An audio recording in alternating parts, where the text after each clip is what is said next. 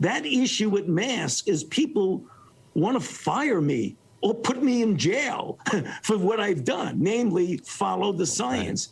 I could go the next half an hour going through each and every point that they make.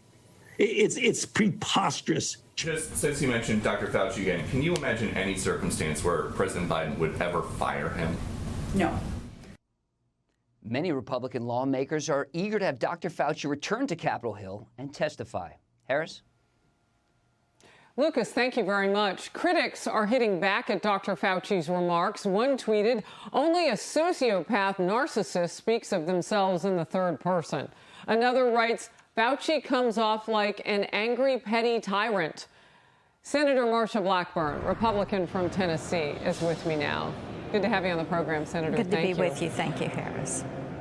First of all, how serious and what level of effectiveness is this discussion on Capitol Hill among senators about Fauci leaving?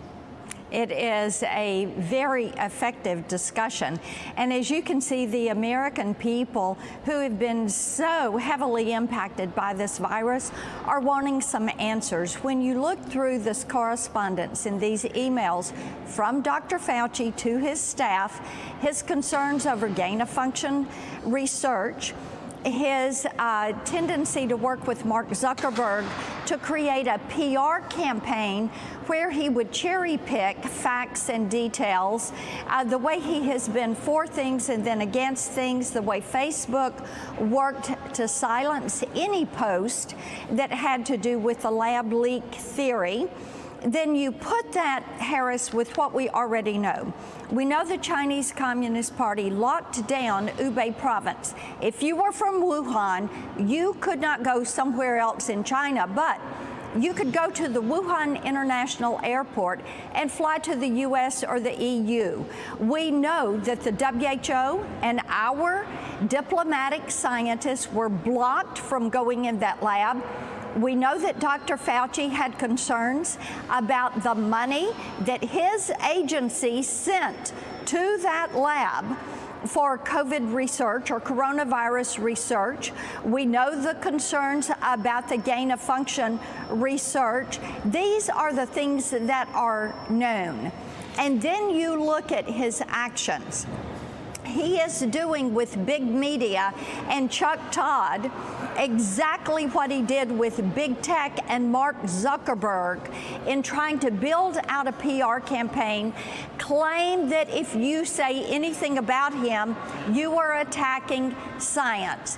And it is so interesting because I'm one of those. I stand with science and getting to the bottom of what science would tell us about this, the type research they were doing. Why were they trying to cover it up? These are answers that we have 3.5 million people on the face of the earth that lost their lives. We have hundreds of thousands of families that were affected by death, by illness, by loss of livelihood. We have precious children that lost a year of school and socialization and now have emotional problems.